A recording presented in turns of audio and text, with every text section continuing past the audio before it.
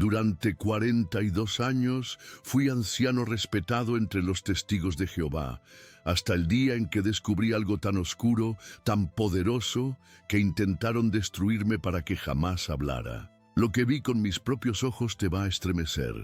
Inocentes silenciados y líderes encubriendo abusos en el nombre de Dios.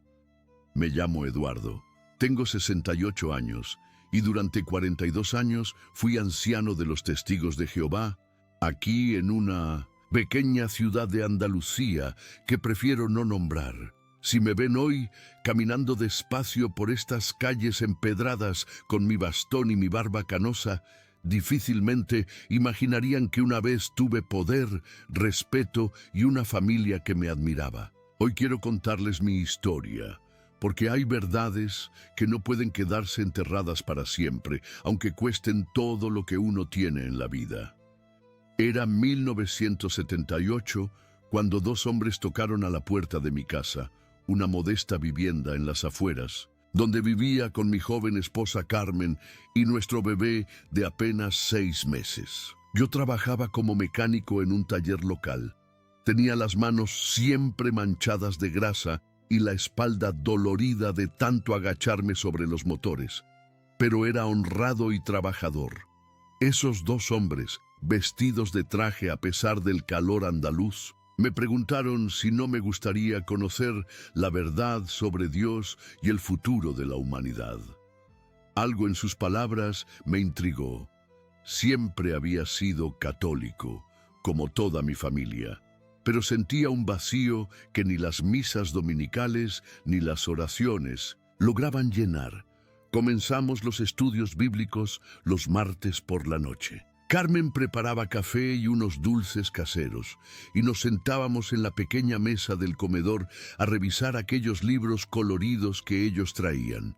Los hermanos José y Miguel eran hombres convincentes. Conocían la Biblia como la palma de su mano y tenían respuesta para cada pregunta que yo hacía. Me explicaban sobre el paraíso en la tierra, sobre cómo pronto Jehová iba a destruir a todos los malvados en el Armagedón y solo los testigos de Jehová se salvarían. Al principio me parecía extraño que un Dios de amor fuera a matar a tantas personas, pero ellos me mostraban textos bíblicos que parecían confirmarlo. Y yo, que apenas había terminado la escuela primaria, no sabía cómo rebatir sus argumentos. En lindos 6 meses, Carmen y yo ya asistíamos al Salón del Reino, un edificio sencillo pero impecable en el centro del pueblo. Tenía unas 80 sillas alineadas perfectamente, un estrado pequeño al frente donde había un atril de madera oscura, y en las paredes blancas solo colgaban algunos cuadros de la organización. Todo estaba siempre limpio, ordenado, en silencio respetuoso. Fue allí donde conocí al hermano Fernando Ruiz, el anciano coordinador, un hombre de unos 50 años, alto, delgado, siempre impecablemente vestido con trajes caros que contrastaban con la sencillez del resto de la congregación. Tenía una presencia imponente y cuando hablaba desde el estrado, todos guardaban silencio absoluto. Su esposa, la hermana Dolores, era una mujer elegante que siempre sonreía. Tenían 2 hijos adolescentes que eran el ejemplo perfecto de comportamiento. Eran considerados la familia modelo de la congregación. Nuestra vida cambió radicalmente. Dejamos de celebrar cumpleaños, Navidad, Reyes Magos. No hubo más fiestas familiares. Dejamos de hablar con los familiares que no aceptaron la verdad, lo que significó cortar relaciones con mis padres, mis hermanos, los amigos de toda la vida. Carmen perdió a sus amigas de la infancia, que la consideraban una fanática, pero estaba bien, porque nosotros creíamos que estábamos en el camino correcto. La organización nos enseñaba que el mundo estaba dominado por Satanás y que solo los testigos de Jehová serían salvos en el Armagedón que vendría muy pronto. En 1979, después de un año de estudio intensivo, me bauticé. Recuerdo perfectamente ese día. Entré en esa piscina improvisada en el salón de asambleas de la provincia. El hermano Fernando me bautizó y cuando salí del agua sentí que había renacido espiritualmente. Tenía la certeza absoluta de que ahora formaba parte del pueblo escogido de Dios. Carmen se bautizó 2 meses después y juntos comenzamos una vida completamente nueva. Nuestra rutina se volvió intensa y estructurada. Reuniones los martes por la noche, reuniones los jueves por la noche, reuniones los domingos por la mañana. Los sábados por la mañana salíamos a predicar de casa en casa. Llegué a pasar más de 25 horas semanales en actividades de la organización y cada minuto me llenaba de satisfacción porque creía que estaba sirviendo a Jehová, que estaba salvando vidas al llevar la verdad a las personas que tocaban nuestras puertas. En 1981, cuando la organización dijo que el Armagedón estaba muy cerca, vendí el pequeño taller mecánico que había logrado abrir con tanto esfuerzo para dedicarme completamente a la predicación. Al fin y al cabo, ¿para qué acumular riquezas en la tierra si el fin estaba tan próximo? Muchos hermanos hicieron lo mismo. Dejamos de planificar el futuro. Algunas familias ni siquiera mandaron a sus hijos a estudiar más allá de lo básico. Pero los años 80 pasaron y no pasó nada. La organización explicó que había habido un ajuste en el entendimiento. Algunos hermanos se desanimaron, algunos hasta se fueron, pero yo mantuve mi fe inquebrantable. Pensé que Dios tiene sus tiempos, no los nuestros. Fueron años hermosos, no voy a mentirles. Me sentía amado, protegido, parte de una familia mundial. En las asambleas de distrito conocí a hermanos de toda Andalucía, todos unidos por la misma fe, todos tratándose unos a otros con aparente amor. Era emocionante cantar esos cánticos, escuchar los discursos que fortalecían nuestra fe, ver los dramas bíblicos que nos enseñaban lecciones importantes. Me convertí en siervo ministerial, después en anciano. Dirigía estudios bíblicos, ayudaba a hermanos nuevos, participaba en la limpieza del Salón del Reino. Era respetado en la congregación, considerado un ejemplo de dedicación espiritual. El hermano Fernando siempre me elogiaba en las reuniones. Decía que yo era un anciano ejemplar, un hombre en quien se podía confiar. Carmen también progresó, se volvió pionera regular. Pasaba 70 horas al mes predicando de casa en casa. Estábamos en la cima de nuestra vida espiritual. Habíamos perdido mucho familia, amigos, oportunidades económicas, pero habíamos ganado una familia espiritual que parecía compensar todo eso y más. Pero ¿saben cómo es la vida, queridos hermanos? A veces las apariencias engañan más de lo que uno podría imaginar. Y fue justamente cuando me sentía más seguro en la verdad que comenzaron a aparecer las primeras grietas en esa perfección que creía tan sólida como las piedras de estos antiguos muros andaluces. Era 1989, cuando llegó a nuestra congregación una hermana llamada Esperanza, una mujer de unos 45 años que se había mudado desde Valencia después de enviudar. Era diferente a las otras hermanas. Hacía preguntas durante los estudios de la atalaya que me incomodaban porque yo no sabía responderlas.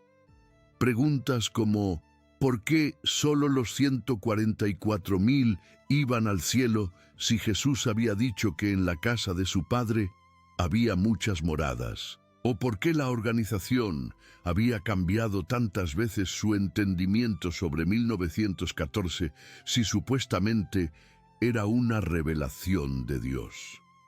Sus cuestionamientos me hacían reflexionar y eso me asustaba, porque siempre me habían enseñado a confiar ciegamente en la organización, a no cuestionar nunca, a aceptar que la luz se hacía más brillante cuando había cambios en las enseñanzas. Las preguntas de la hermana Esperanza plantaron una pequeñísima semilla de duda en mi corazón. una semilla que intenté ahogar con más actividades espirituales, más horas de predicación, más reuniones, pero era como intentar tapar el sol con un dedo. El hermano Fernando se dio cuenta rápidamente de que la hermana Esperanza estaba causando lo que él llamaba división espiritual. Comenzó a dar consejos públicos sobre confiar en la organización, sobre no cuestionar los arreglos de Jehová, sobre mantenerse alejados de quienes sembraban dudas. La hermana Esperanza fue marcada como mala asociación y las hermanas recibieron orientación de limitar el trato con ella. Yo me quedé dividido entre dos mundos. Por un lado, quería ser obediente a la organización como siempre había sido, pero por otro lado, las preguntas de la hermana Esperanza tenían una lógica que no podía ignorar. Comencé a prestar más atención durante los estudios, a leer las referencias bíblicas que ella citaba discretamente, y fue entonces cuando empecé a notar pequeñas inconsistencias que antes pasaban completamente desapercibidas para mis ojos. Por ejemplo, la organización enseñaba que solo ella tenía la interpretación correcta de la Biblia, pero yo me di cuenta de que muchos textos bíblicos hablaban directamente al corazón sin necesitar interpretación alguna. Jesús había dicho cosas simples como «Vengan a mí todos los que están cansados y agobiados». ¿Por qué eso necesitaba interpretación de la organización?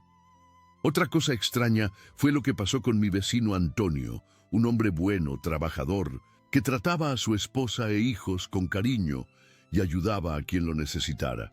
Pero cuando le ofrecí un estudio bíblico, lo rechazó amablemente. Dijo que tenía su fe católica y estaba contento así. Según las enseñanzas, él sería destruido en el Armagedón junto con todos los inicuos. Pero ¿cómo podía Dios destruir a una persona tan buena solo porque no se hizo testigo de Jehová? Estas dudas fueron creciendo poco a poco, como una grieta diminuta que se va agrandando en una pared hasta que amenaza con derribar todo el edificio. Pero yo las empujaba hacia el fondo de mi mente, me obligaba a confiar en la organización. Al final, ¿dónde más podía ir? Esa era la pregunta que me hacían siempre que surgían dudas. ¿Dónde más vas a ir? Solo nosotros tenemos la verdad. En 1991 pasó algo que me marcó profundamente y que aún hoy, tantos años después, me quita el sueño algunas noches. Una joven de la congregación, la hermana Patricia, de apenas 20 años, necesitó una transfusión de sangre después de un accidente de motocicleta muy grave. Sus padres, siguiendo fielmente las enseñanzas de la organización, prohibieron el procedimiento médico. Patricia murió desangrada en el hospital, mientras los médicos suplicaban a la familia que les permitiera salvarle la vida. En el funeral, el hermano Fernando habló sobre cómo ella había sido fiel hasta la muerte y había ganado la corona de la vida eterna. Todos lloraban y decían que ella estaba en el paraíso esperando la resurrección. Pero yo me quedé pensando toda la noche si realmente Dios quería que una joven de 20 años muriera por no aceptar sangre. En la Biblia, Jesús había curado en sábado, quebrantando la ley judía, y había dicho que el sábado fue hecho para el hombre, no el hombre para el sábado. ¿No se aplicaría el mismo principio a la cuestión de la sangre? Estas preguntas me atormentaban día y noche. Oraba, le pedía a Jehová que quitara esas dudas de mi corazón. Pensaba que era debilidad mía, tentación de Satanás como me habían enseñado. Aumenté aún más mis horas de predicación, participé en más actividades organizacionales, traté de sumergirme tan profundo en la rutina de la organización que no me quedara tiempo para pensar en esas cosas perturbadoras. Pero el destino, o mejor dicho, la providencia divina, iba a poner en mi camino algo que cambiaría todo para siempre. En 1992 se mudó a nuestro territorio una familia que acababa de llegar desde Málaga, los Herrera. El hermano Tomás Herrera era anciano. Su esposa, La hermana Rosa era pionera y tenían una hija adolescente llamada Cristina. Parecían una familia perfecta y pronto se integraron completamente a nuestra congregación. El hermano Tomás rápidamente se volvió cercano al hermano Fernando. Pasaban horas conversando después de las reuniones, hacían visitas pastorales juntos, parecían grandes amigos espirituales. Yo pensaba qué bendición tener otro anciano maduro en la congregación, pero comencé a notar cosas extrañas que al principio traté de ignorar, pensando que tal vez malinterpretaba las situaciones.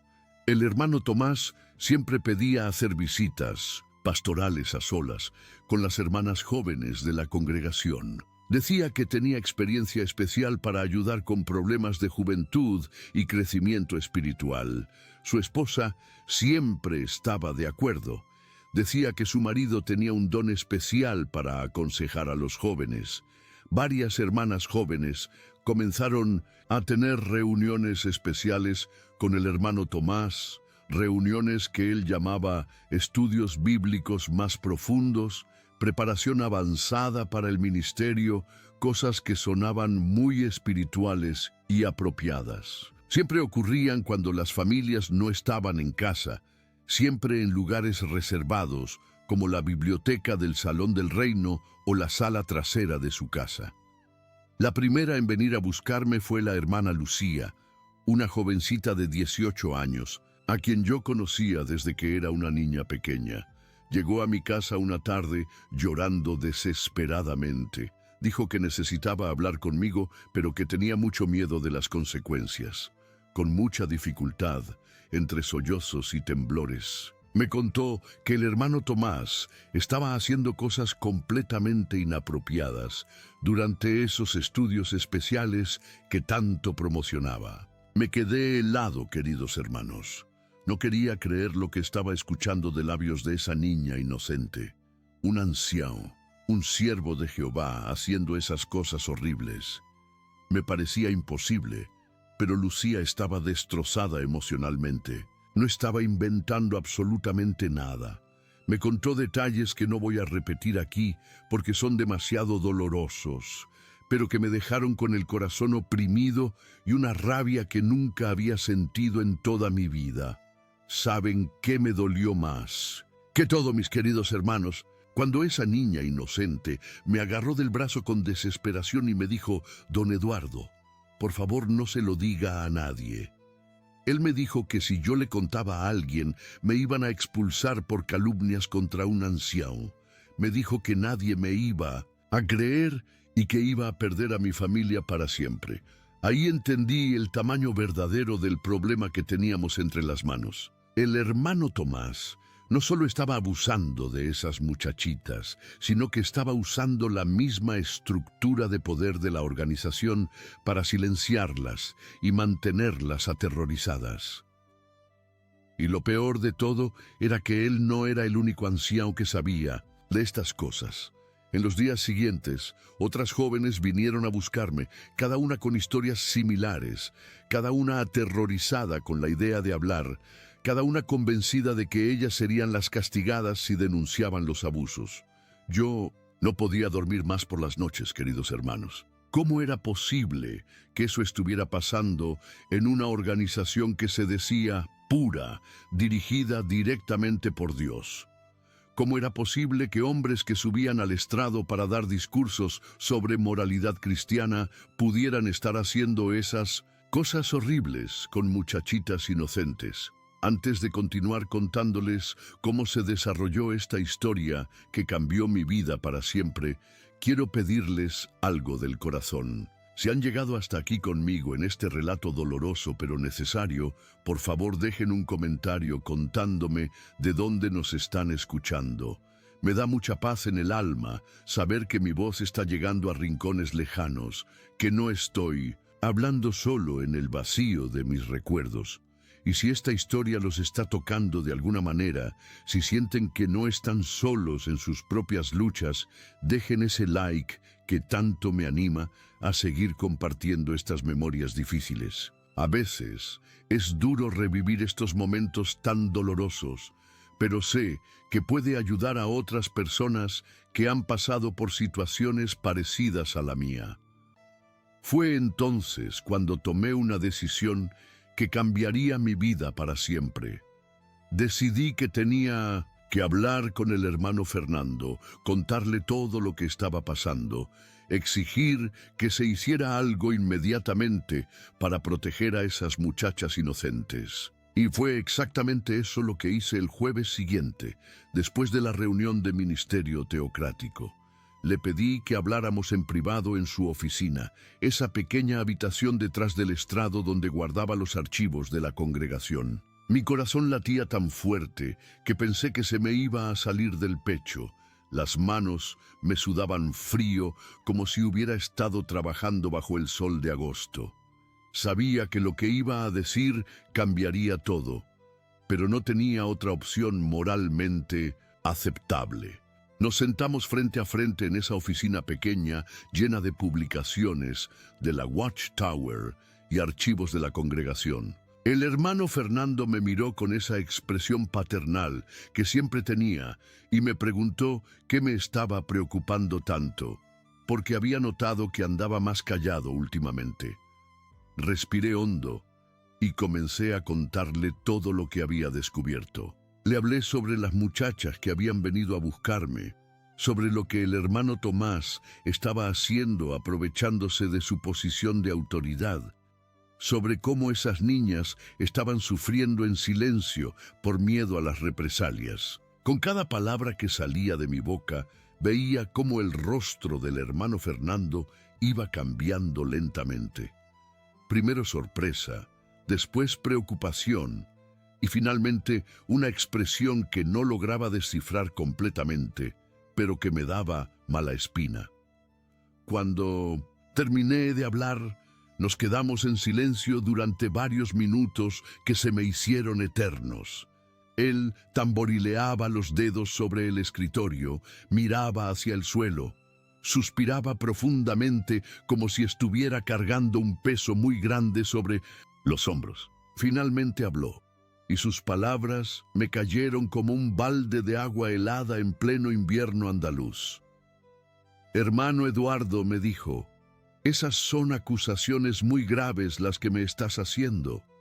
¿Estás completamente seguro de lo que me estás diciendo? Le confirmé que sí, que esas muchachas estaban destrozadas emocionalmente, que necesitábamos actuar inmediatamente para protegerlas de más abusos. Entonces me dijo algo que me dejó completamente sin palabras y que aún hoy me cuesta trabajo recordar sin sentir esa misma rabia de aquella noche. Mira, hermano Eduardo, el hermano Tomás es un siervo de Dios exemplar, un anciano con años de experiencia y un historial impecable en la organización. A veces, las jóvenes pueden malinterpretar gestos de cariño paternal o consejos espirituales íntimos. Tal vez eso es lo que ha pasado en este caso. No podía creer lo que estaba escuchando de labios de un hombre que yo había respetado y admirado durante tantos años. Hermano Fernando, le dije con voz más alta de lo que hubiera querido, no fue malinterpretación de nada. Fueron cosas específicas, detalladas, que esas muchachas nunca habrían podido inventar. Pero él siguió negando con la cabeza como si yo fuera un niño pequeño que no entendía cómo funcionaba el mundo de los adultos. Hermano, tú sabes que no podemos aceptar acusaciones contra un anciano sin 2 o 3 testigos presenciales. Está en la Biblia, en 1 Timoteo. Y además de eso, tenemos que proteger la reputación de la organización de Jehová. No podemos permitir que rumores y chismes manchen el buen nombre que hemos construido durante tantos años en esta comunidad. Fue en ese momento exacto que entendí que él no iba a hacer absolutamente nada para ayudar a esas muchachas. Peor aún, él estaba más preocupado por la imagen pública de la organización que por niñas inocentes que estaban siendo abusadas sexualmente por alguien que se suponía que debería protegerlas espiritualmente. Insistí, argumenté, prácticamente. Le supliqué que reconsiderara su posición, pero él fue completamente inflexible en su decisión. Déjalo pasar, hermano Eduardo. Ora a Jehová sobre este asunto. Confía en la organización. Si realmente hay algo malo pasando, Jehová se encargará de resolverlo en su debido tiempo y de la manera que él considere apropiada. Salí de esa reunión completamente destrozado emocionalmente. ¿Cómo era posible que un hombre al que yo había considerado un ejemplo de espiritualidad pudiera ser tan insensible ante el sufrimiento de niñas inocentes? ¿Cómo podía preferir proteger la reputación de la organización antes que proteger a las víctimas de abuso sexual? En los días siguientes hice algo que nunca había hecho en todos mis años como testigo de Jehová. Comencé a cuestionar activamente y sin miedo las enseñanzas de la organización. Si estaban equivocados sobre esto, ¿sobre qué otras cosas importantes también estarían equivocados? Comencé a leer la Biblia sin usar las publicaciones de la Watchtower, solamente la Biblia pura y simple, tal como fue escrita. Y fue ahí cuando mi mundo se puso completamente patas arriba, queridos hermanos. Leyendo únicamente la Biblia, sin todos los filtros interpretativos de la organización, comencé a ver cosas que nunca había notado antes en todos mis años de estudio intensivo. Jesús hablaba constantemente sobre amor incondicional, perdón sin límites, libertad espiritual, verdadera. Pablo escribía extensamente sobre la gracia de Dios, sobre cómo la salvación era un regalo gratuito de Dios que no se podía ganar ni merecer a través de obras humanas. Juan declaraba repetidamente que Dios era amor, punto final, sin condiciones ni restricciones. Pero la organización de los testigos de Jehová enseñaba algo completamente diferente a lo que yo estaba leyendo directamente en las Escrituras. Enseñaba que solo quienes formaran parte de su organización serían salvos en el Armagedón, que la salvación dependía de horas de predicación documentadas, de asistencia perfecta a las reuniones, de obediencia ciega y total a las directrices organizacionales, que cuestionar cualquier enseñanza era pecado grave, que dudar era falta de fe, que pensar independientemente era apostasía punible con expulsión inmediata. Comencé a anotar todas estas diferencias y contradicciones en un cuaderno que escondía en el fondo de mi armario, donde Carmen nunca lo encontraría. Cada versículo que leía sin los lentes organizacionales parecía revelarme una verdad nueva que había sido distorsionada o completamente ocultada durante todos estos años. Por ejemplo, Jesús había dicho claramente: vengan a mí todos los que están cansados y agobiados, y yo les daré descanso. No había dicho: vengan a la organización de los testigos de Jehová. Pablo había escrito que por gracia ustedes han sido salvados por medio de la fe. Y esto no procede de ustedes, sino que es regalo de Dios, no por obras, para que nadie se jacte. Pero la organización enseñaba que la salvación dependía completamente de obras espirituales, de servicios a la organización, de obediencia absoluta a las directrices humanas.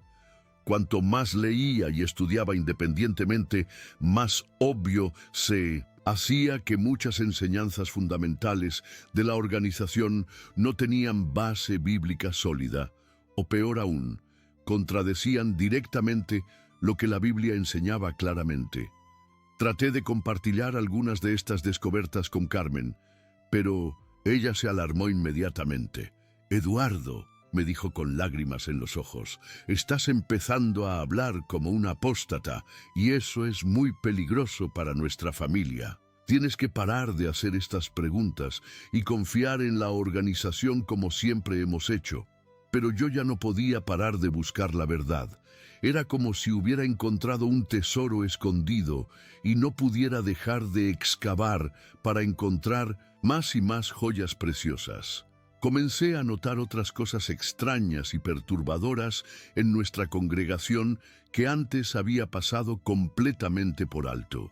El hermano Fernando tenía un coche del año.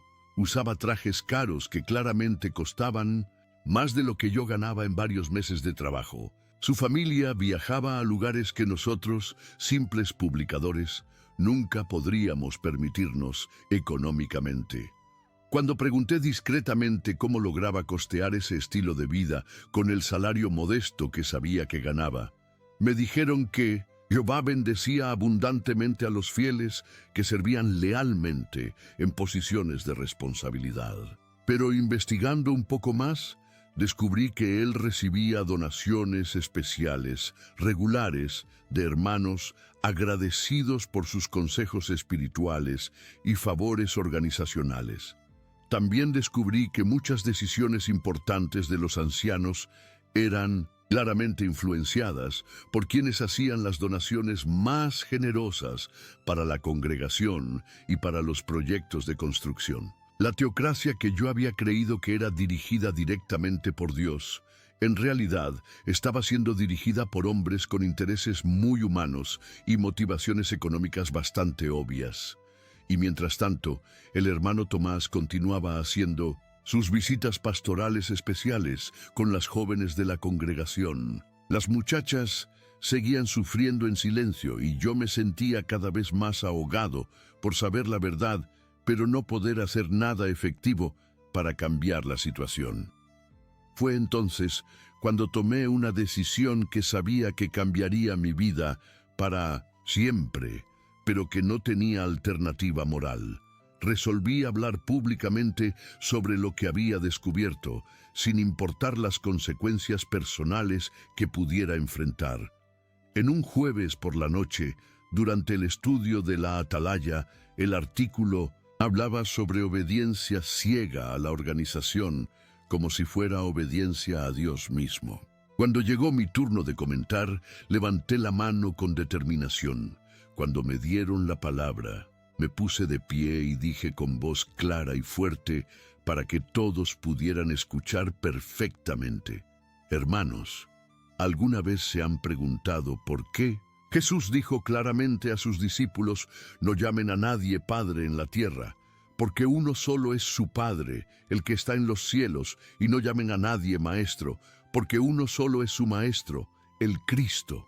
¿Por qué entonces nosotros llamamos a la organización nuestra madre espiritual y le obedecemos como si fuera infalible, igual que Dios mismo? El silencio que siguió a mis palabras fue absolutamente ensordecedor. Se podía escuchar el vuelo de una mosca en ese salón del reino que siempre había sido mi segundo hogar. El hermano Fernando me miraba con una expresión de shock puro y horror, como si yo hubiera blasfemado contra el mismísimo Jehová. Otros hermanos susurraban entre sí con caras de preocupación y desconcierto. Algunos ancianos se movían inquietos en sus asientos. Pero yo ya había cruzado esa línea invisible y peligrosa, así que continué hablando con una valentía que no sabía que tenía dentro de mí después de tantos años de obediencia silenciosa y ciega. Y porque Jesús dijo claramente que por sus frutos los conocerán. Pero cuando vemos frutos podridos en la organización, nos orientan a ignorarlos y confiar de todas maneras. Hermanos, Jesús también dijo que la verdad nos haría libres. Si realmente estamos en la verdad, ¿por qué tenemos tanto miedo de las preguntas honestas? ¿Por qué tenemos miedo de la propia Biblia cuando la leemos sin las publicaciones de la Watchtower para interpretarla por nosotros? Fue en ese momento cuando el hermano Fernando se levantó bruscamente e interrumpió mi comentario con autoridad incuestionable. Hermano Eduardo, eso no es apropiado para este momento de adoración. Hablaremos después de la reunión en privado, pero yo ya había ido demasiado lejos para detenerme ahora y algo dentro de mí se había liberado después de años y años de dudas reprimidas y preguntas silenciadas por miedo a las consecuencias sociales y familiares. Hermano Fernando, Jesús dijo que conoceríamos el árbol por sus frutos. Si vemos que un anciano está abusando sexualmente de las jóvenes de la congregación y otros ancianos lo protegen para cuidar la reputación organizacional en lugar de proteger a las víctimas inocentes, ¿qué clase de frutos son esos? ¿Cómo podemos decir que una organización que permite eso está dirigida por el Dios de amor y justicia que conocemos en la Biblia? La reunión terminó en el caos más absoluto que jamás había presenciado en todos mis años como testigo de Jehová. Varios hermanos salieron del salón sin siquiera mirarme a los ojos. Otros me observaban con una mezcla de pena y horror, como si yo fuera un enfermo mental que había perdido completamente la razón. Carmen lloraba en silencio en su asiento, sabiendo instintivamente que nada en nuestras vidas volvería a ser igual después de esa noche. Los ancianos me rodearon inmediatamente y me escoltaron fuera del estrado hacia la oficina trasera como si fuera un criminal peligroso que representaba una amenaza para la seguridad de la congregación. Lo que pasó después fue una de las conversaciones más difíciles y dolorosas de toda mi vida. El hermano Fernando, acompañado por otros dos ancianos, me miraba con una mezcla de decepción profunda y autoridad amenazante. «Hermano Eduardo», me dijo con voz temblorosa de ira contenida, «está claramente bajo la influencia demoníaca más severa que hemos visto en años. Esas preguntas que está haciendo son típicas de apóstatas que han sido poseídos por espíritus malignos. Debe parar inmediatamente y pedir perdón público o será desasociado de la organización y perderá a su familia para siempre». Carmen, que había entrado detrás de nosotros, me suplicaba con lágrimas corriendo por sus mejillas que pidiera disculpas inmediatamente, que prometiera nunca más hacer preguntas peligrosas como esas, que volviera a ser el hombre obediente y sumiso que había sido durante todos estos años de matrimonio feliz. Pero algo fundamental había cambiado dentro de mi alma para siempre.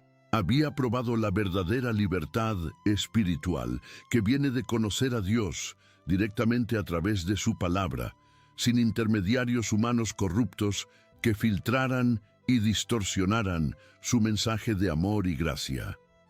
«Hermano Fernando», le dije con una calma que me sorprendió a mí mismo, «respóndame una sola pregunta con honestidad. Si la organización realmente tiene la verdad completa de Dios, ¿por qué tiene tanto miedo de mis preguntas honestas basadas en la Biblia? Si ella está correcta en todo lo que enseña, ¿no debería ser muy fácil mostrarme exactamente dónde estoy equivocado usando solamente las Escrituras sin recurrir a las publicaciones humanas de la Watchtower?» Él no respondió a mi desafío directo.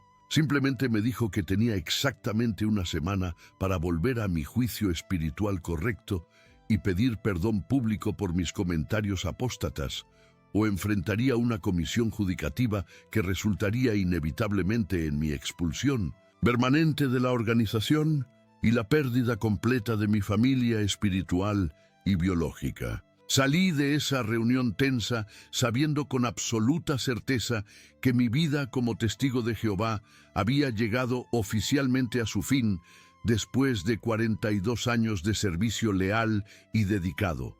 Pero por primera vez en décadas me sentía verdaderamente libre espiritualmente.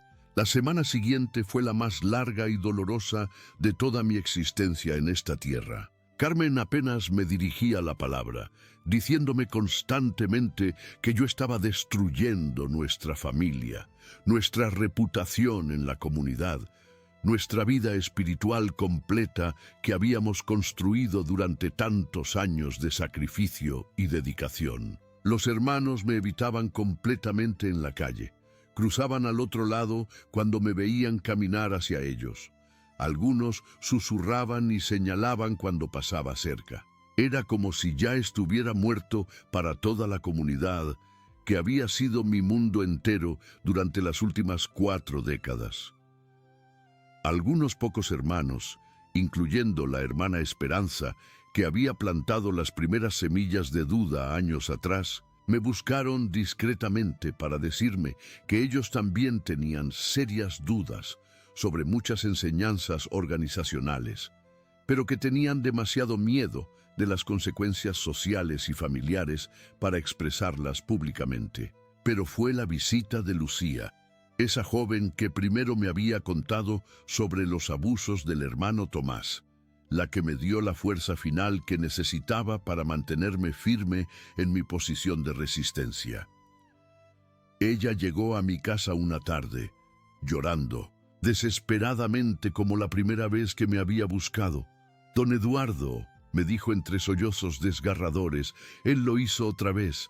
El hermano Tomás me llamó para una reunión especial sobre mi progreso espiritual y volvió a abusar de mí. Y cuando traté de resistirme esta vez, me dijo que Jehová me castigaría severamente por faltarle el respeto a un anciano designado por el Espíritu Santo. También me amenazó con que si yo contaba algo, me expulsarían por difamar a un siervo de Dios y perdería a mi familia para toda la eternidad».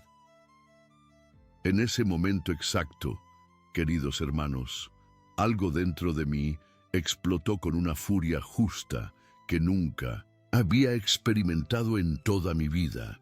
Ya no se trataba solamente de interpretaciones bíblicas complicadas, de estructuras organizacionales cuestionables o de políticas administrativas problemáticas. Se trataba de una niña completamente inocente siendo violada repetidamente en nombre de Dios, por un hombre que se suponía que debía protegerla espiritualmente, mientras otros hombres con poder lo encubrían para proteger la reputación de su organización humana corrupta. «Lucía», le dije tomando sus manos temblorosas entre las mías, «esto termina hoy mismo, sin importar lo que me cueste personalmente. No vas a sufrir ni un día más por culpa de estos hipócritas que usan el nombre de Dios para cometer atrocidades contra inocentes». Esa noche escribí una carta detallada de 20 páginas documentando absolutamente todo lo que había descubierto. Los abusos sistemáticos del hermano Tomás, la complicidad criminal del hermano Fernando, las inconsistencias doctrinales fundamentales que había encontrado entre las enseñanzas organizacionales y las escrituras, las contradicciones obvias entre lo que la organización predicaba públicamente y lo que practicaba privadamente cuando pensaba que nadie estaba observando. Hice múltiples copias para enviar al cuerpo gobernante en Nueva York, al Departamento de Servicio en Madrid, a otras congregaciones de toda Andalucía y también a periódicos locales que podrían estar interesados en investigar estos escándalos graves. Pero antes de enviar todas esas cartas explosivas, decidí hacer un último intento de resolver las cosas internamente, aunque ya sabía en mi corazón que sería completamente inútil dada la corrupción sistemática que había descubierto. El sábado por la mañana, en lugar de salir a predicar de casa en casa como habíamos hecho religiosamente durante tantos años, fui directamente al Salón del Reino, donde sabía que los ancianos se reunían antes del servicio de campo para planificar las actividades del día. Entré en la sala donde estaban reunidos el hermano Fernando, el hermano Tomás y el hermano Miguel, el tercer anciano de nuestra congregación. Puse mi carta explosiva sobre la mesa frente a ellos y los miré directamente a los ojos. «Hermanos», les dije con una voz más firme y decidida de lo que había usado jamás en mi vida, «tienen exactamente 2 opciones claras e innegociables. O manejan estas cuestiones graves con honestidad completa, protegen inmediatamente a estas muchachas inocentes e investigan seriamente todos estos abusos sistemáticos, o envío copias de esta carta a todos los lugares donde pueda llegar para que el mundo entero sepa exactamente qué clase de organización están dirigiendo realmente. El hermano Tomás se puso completamente pálido como si hubiera visto un fantasma. El hermano Fernando se puso rojo de furia contenida. El hermano Miguel simplemente negó con la cabeza tristemente, como si ya supiera que ese momento llegaría eventualmente. «Hermano Eduardo», dijo el hermano Fernando con voz temblorosa de ira, «usted sabe perfectamente bien que el chantaje es un pecado gravísimo contra Jehová. Está amenazando directamente a siervos designados por el Espíritu Santo. Esto es apostasía pura en su forma más peligrosa y demoníaca». «Chantaje», respondí con una voz que salió más alta de lo que había pretendido. «Estoy pidiendo justicia básica para niñas completamente inocentes que están siendo violadas sistemáticamente mientras ustedes hacen la vista gorda para proteger su reputación organizacional». Fue entonces cuando el hermano Tomás finalmente habló con una voz baja y amenazante que nunca había escuchado antes de él. «Hermano Eduardo, usted está jugando literalmente con fuego eterno. Sabe perfectamente bien que la calumnia contra ancianos designados es un pecado que puede costarle su salvación eterna y la vida eterna de su familia también». «Calumnia», le dije, y mi voz se alzó involuntariamente más de lo que había querido. «Tengo 5 muchachas diferentes completamente dispuestas a testificar públicamente sobre lo que usted les ha hecho repetidamente. Eso no es calumnia, hermano Tomás. Eso es la verdad pura y simple que ustedes han estado encubriendo sistemáticamente».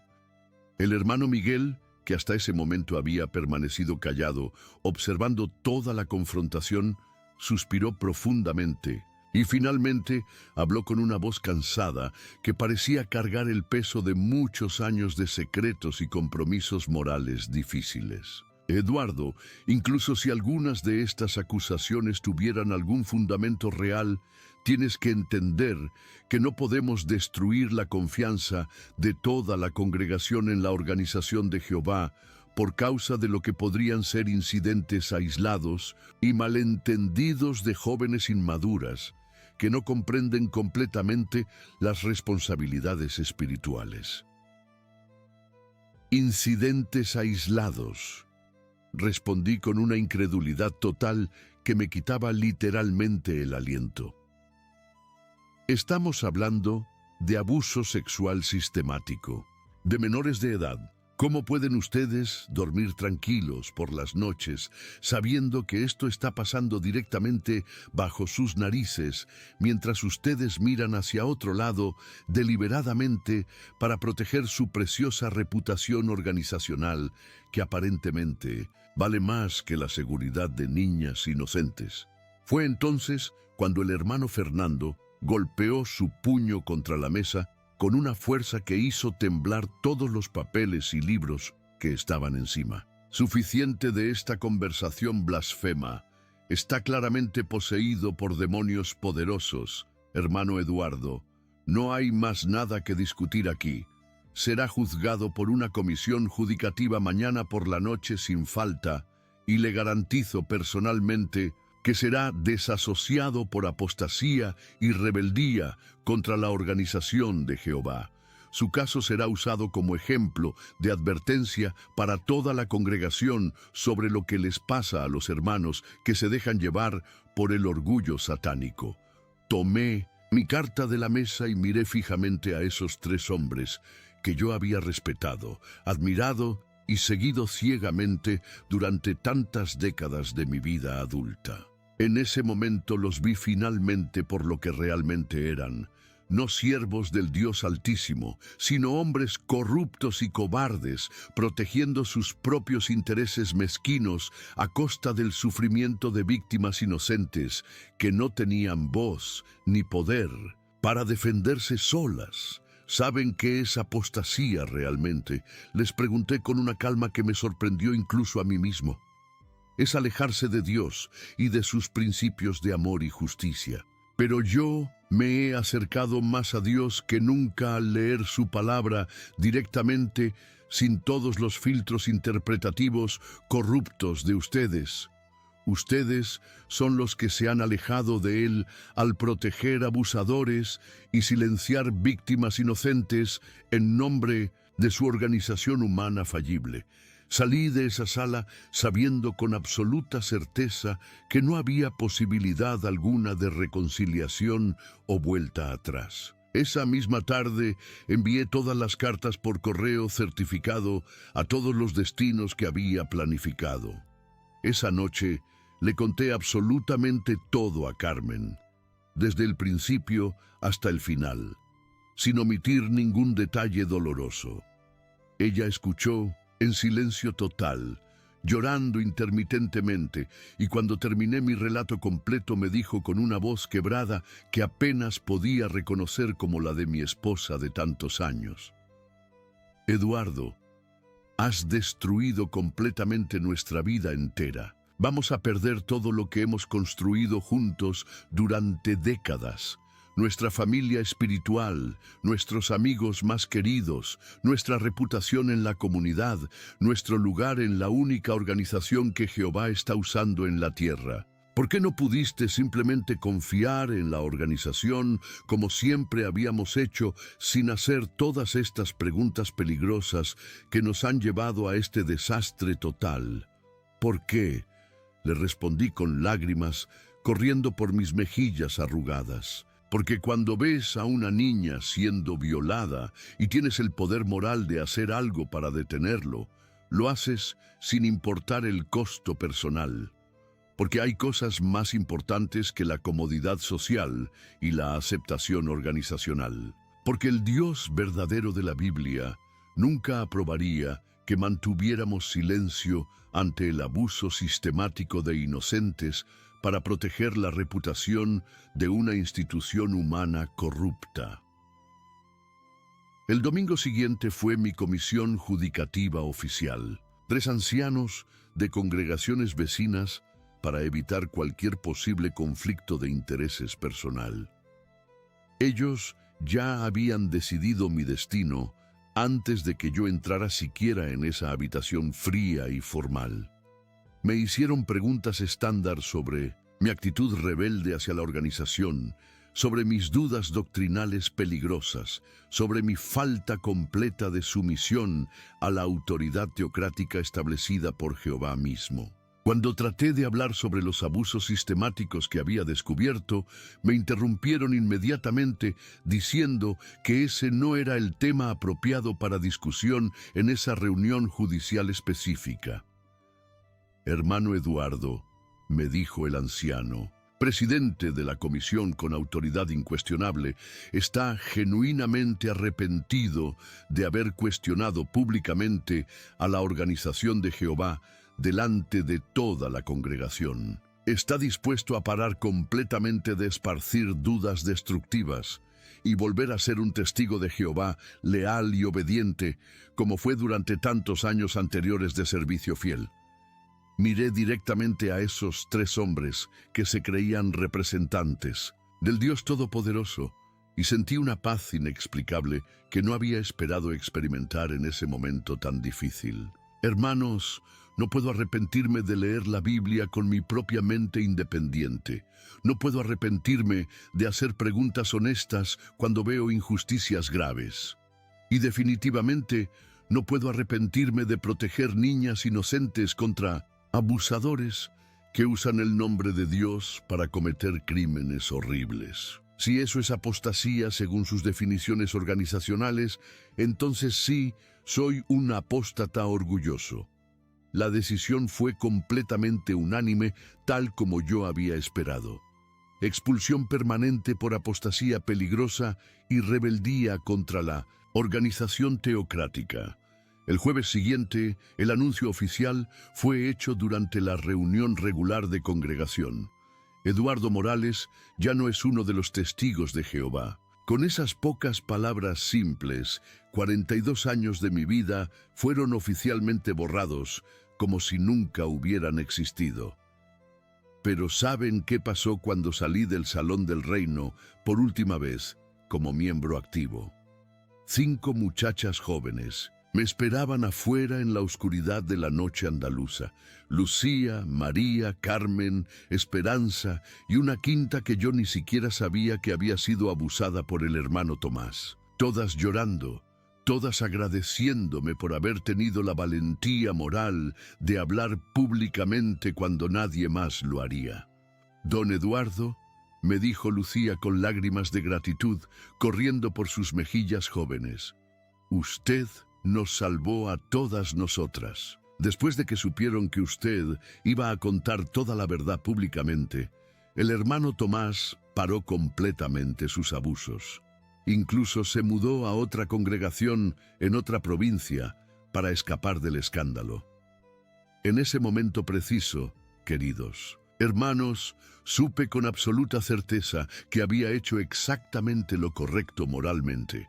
Aunque me hubiera costado mi familia espiritual, mi matrimonio de décadas, mis amigos más queridos, mi reputación comunitaria completa.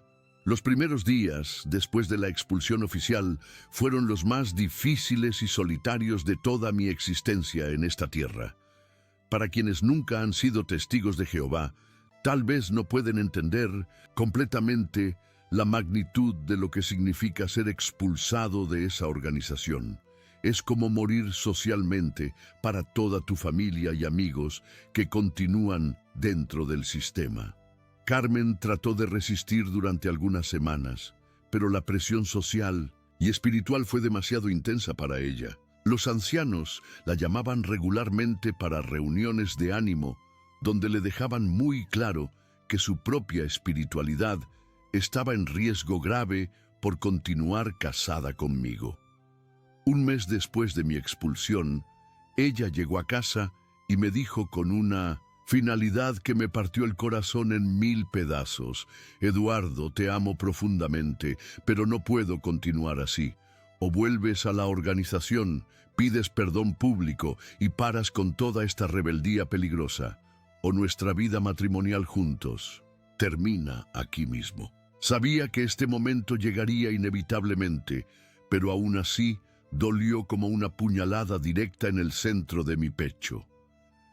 Carmen, le dije tomando sus manos por última vez, no puedo fingir que no sé lo que ahora sé con certeza. No puedo volver a ser cómplice de abusos, mentiras y manipulación sistemática que he presenciado personalmente. Si eliges la organización en lugar de elegirme a mí, lo entenderé completamente. Pero no voy a cambiar mi posición moral por conveniencia social. 45 años de matrimonio terminaron en una conversación de 15 minutos esa noche fría de invierno. Perdí mucho más que una esposa querida.